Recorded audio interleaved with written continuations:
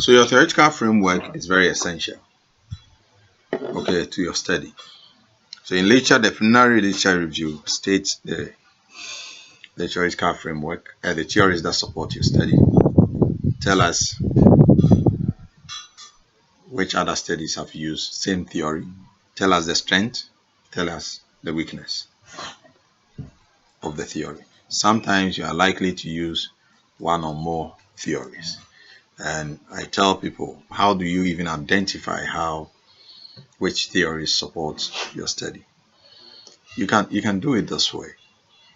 If you look at your study and it's more, the participants are more of human beings or animals, okay, or individuals, then you'll be looking at theories in the region of what?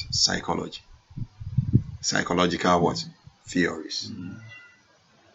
Okay, and that's how you're able to pick your theories, so you don't struggle. If your study is more about things pertaining to the society, then go to sociology and pick theories. If it's more about individuals and their society, then social psychology. You see, it's easy. So you don't worry yourself going round, looking for theories that you wouldn't have gotten. And when you go, there are a bunch of theories, in these, areas. And then you just take advantage of it and then do your review. Remember, define what the theory is. Tell us about the strength of the theory. Tell us about the weaknesses of the theory. And then tell us other works that have used the same theory. And then finally, why do you think this theory resonates with your study or applies to your study? You need to make that justification. The materials I sent your colleagues, you have these things in there. So that's your preliminary literature review. That is the theoretical one. The empirical one, you have already done that. You remember the one you did in your problem statement. So if apart from the main ones that you've discussed there, if there are other literatures that will support that, you add to it. And at this stage, what you do is, at the proposal stage, just report. Just report what other people have done and what the study will be looking at. It is not as extensive doing the actual literature review where you do some sort of synthesization and all that. No. At this stage, you are proposing. You don't even know what is there. So you don't worry yourself doing all that. Just report. In the study of this, it was found that this, and they recommended that they use this methodology and all that. That's what you'll be doing in this stage. Okay. And let us know, the topical articles that you'll be looking, the main ones, the supporting ones, let us know.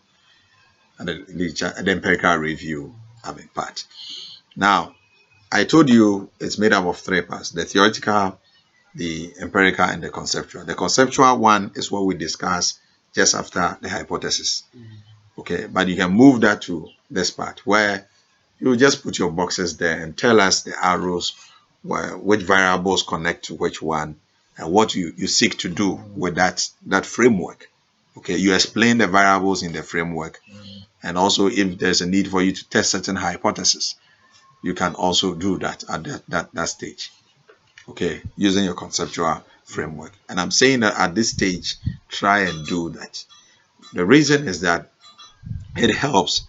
We are living in a country or in a continent where we are still developing. Okay, there are policies that we don't have frameworks to even implement those policies.